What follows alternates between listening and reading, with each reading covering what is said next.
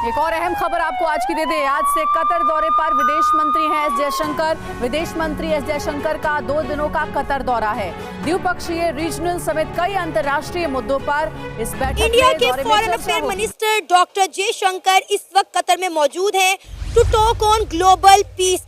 जी हां, आप बिल्कुल ठीक सुन रहे हैं। इंडिया के foreign affair minister doctor Jaishankar को दोहा फोरम पर बुलाया गया है ग्लोबल पीस पर बात करने के लिए, जो कि अपने आप में एक बहुत बड़ी बात है। लेकिन अफसोस के साथ administration also, in fact, they were trying to hopefully drive a wedge or attract you from China and into the US sphere more.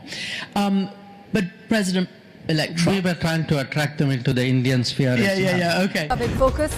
External Affairs Minister Dr. S. Jaishankar met Qatar's Prime Minister Mohammed bin Abdul Rahman bin Jassim Al Thani in Doha and reviewed bilateral relations with a focus on politics, trade, investment, energy, technology, culture, as well as people. कहना पड़ रहा है कि पाकिस्तान इसका हिस्सा नहीं है, पाकिस्तान को नहीं बुलाया गया।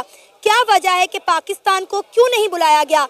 एक वक्त था कि इस तरह की इंटरनेशनल मीटिंग पर पाकिस्तान को बुलाया जाता था, लेकिन हमारे सियासतदानों ने हमारे मुल्क का इस कदर बेड़ा गर्क कर दिया है कि कोई भी हमें बुलाना पसंद ही नहीं करता। Mr. Jaishankar, it is said that certainly we know Prime Minister Modi had a very close relationship with President Trump in his first term. We know that the Biden administration also, in fact, they were trying to hopefully drive a wedge or attract you from China. रियासत और इस रियासत की जो policies है वो अवाम दुश्मन है।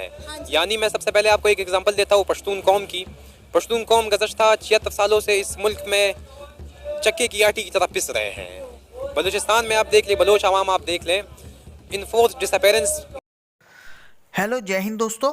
एसपी न्यूज़ 91 में आपका स्वागत है दोस्तों आपने क्लिप में तो देख ही लिया होगा कि एस जयशंकर साहब जो हैं फ़िलहाल कतर दौरे पर हैं, जो कि एक ग्लोबल पीस की जो वहाँ पर मीटिंग हो रही है उसमें उन्हें इनवाइट किया गया था और वो गए हैं। 56 के 56 मुस्लिम देश वहाँ पर मौजूद हैं और वो कहीं ना कहीं गुहार लगा रहे हैं, जयशंकर जी से हाथ जोड़कर विनती कर रहे हैं।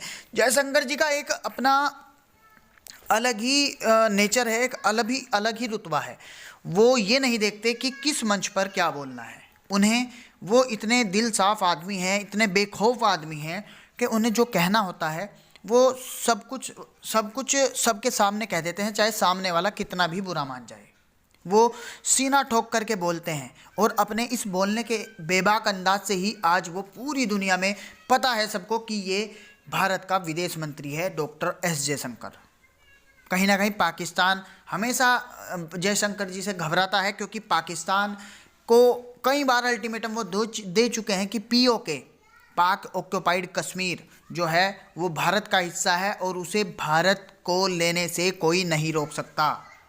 और साफ तौर पर जब अभी पीछे पाकिस्तान ने ट्रेड करने की बात की थी भारत से, तो एस जयशंकर साहब ने ही एक मंच पर आकर कहा था कि पाकिस्तान ये ख्वाब भूल जाए, सबसे पहले आतंकवाद को मिटाए, अपने अंदर से आतंकवाद को ख़त्म करे, जब जाकर हम सोचेंगे कि आपके साथ ट्रेड करनी है या नहीं करनी है। अब फ़िलहाल इस दौरे पर, ग्लोबल पीस के लिए इस दौरे पर गए हैं। पाकिस्तानी मीडिया क्या रिएक्ट कर रही है, वहाँ की आवाम क्या जवाब दे रही है, किस तरीके से जहालत उनकी सामने आ रही है, तो आइए दोस्तों वीडियो को सामने स्टार्ट करते हैं। जिसमें तिजारत ना होने की वजह से इम्पोर्ट एंड एक्सपोर्ट नहीं होता है दूसरे मुल्कों की तरफ से, वो पाकिस्तान की वजह से है। और फिर एक चीज़ हम देखते हैं कि जब सोवियत यूनियन और अमेरिका की वार होती है तो उसमें इंडिया बहैसियत एक मुल्क इकोनॉमिकली या पॉलिटिकली जहाँ भी किसी के साथ हो, लेकिन वो किसी दूसरी रियासत पर डिपेंडेंट नहीं थी। लेकिन ये रियासत दूसरे ममालिक के कंधों पर गुज़श्ता 76 सालों से सफ़र करती आ रही है। इंडिया को आप देख ले, वहाँ पे बिल्कुल दूसरे इथनिसिटीज़ रहती है, लोग रहते हैं, मतलब दुनिया की दूसरी बड़ी आबादी है वो। इंडिया इस वक्त अभी दुनिया की 5 बड़ी इकोनॉमीज़ में है, लेकिन पाकिस्तान इस वक्त 3rd वर्ल्ड कंट्रीज़ में फॉल करता है, पॉलिटिकली इनस्टेबल है, सोशली बैंकरप्ट है, इकोनॉमिकली डिफ़ॉल्ट है। तो एक ऐसे हालात में जहाँ पे आप तीसरे ममालिक की दुनिया में आप रहते हैं, आप ज़िंदगी गुजारते हैं, ना ही आपकी इकोनॉमी अपनी है, ना ही आप सोशली स्टेबल है, ना ही आप पॉलिटिकली स्टेबल है। ये रिजीम्स आप देख ले, ये इनडायरेक्ट मार्शल लॉज आप देख ले, जिस तरह की ये लोग आइन साजी कर रहे हैं इस मुल्क में, तो एक ऐसे हालात में जहाँ पे अमन के लिए कोई कॉन्फ्रेंस बुलाई जा रही हो, तो मेरा ख्याल नहीं है कि पाकिस्तान को उन्हें बुलाना चाहिए। ठीक है सर, मैं एग्री करती हूँ कि पाकिस्तान को बुलाना नहीं बनता, क्योंकि हमारे मुल्क में इस वक्त एक तो सियासी इस्तेकाम नहीं है, लेकिन उसके साथ साथ हमारे मुल्क में खुद अमन नहीं है।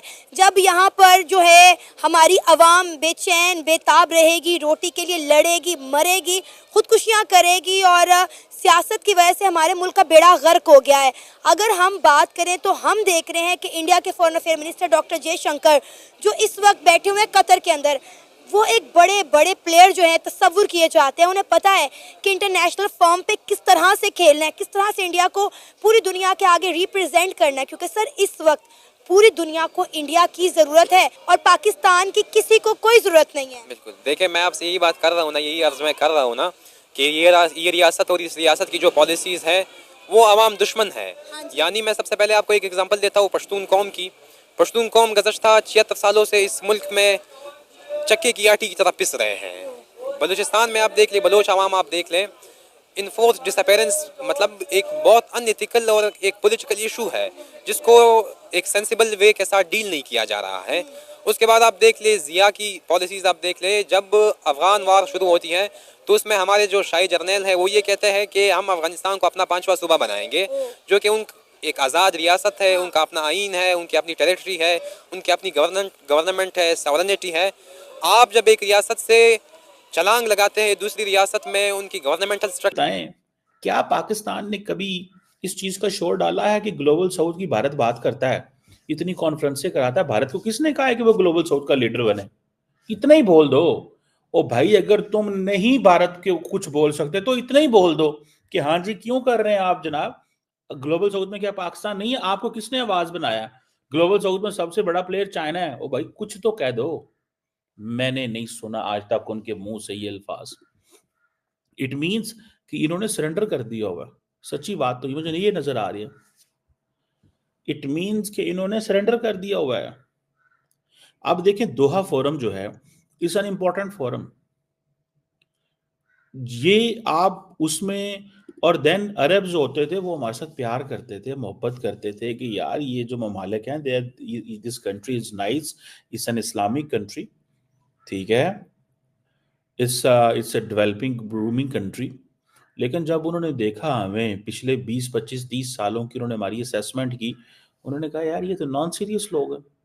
ये नॉन सीरियस लोग हैं इस सेंस में कि पहले इन्होंने अमेरिका के साथ मिलके सोवियत यूनियन को गिराया, चलो वो तो गिरा लिया, लेकिन उसके बाद आपने पूरी की पूरी अपने मुआशरे को तबाह बर्बाद कर लिया।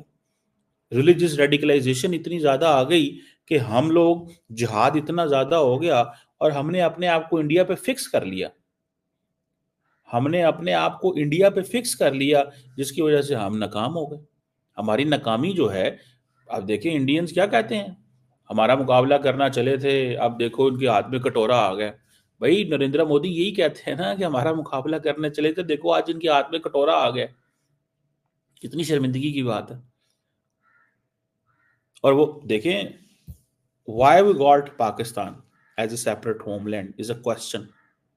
जब पाकिस्तान की बात होगी तो किस चीज की बात होगी? The nation got a separate homeland for what? For practicing religion.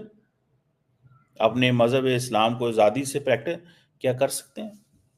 यही इसी सवाल को पकड़ के देख लें आप।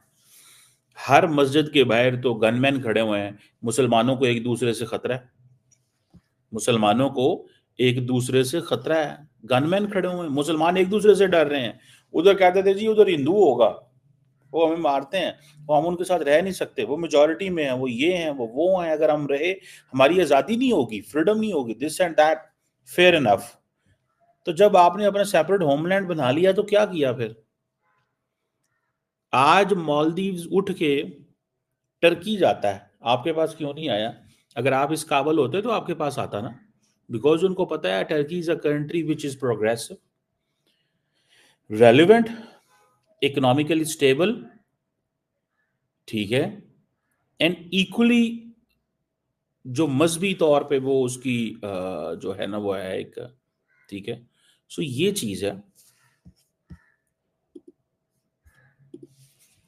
ये चीज है, मुझे तो ये चीज नजर आती है, ठीक है ना जी। तो वो वहां पे उठ के हमारे पास क्यों नहीं है?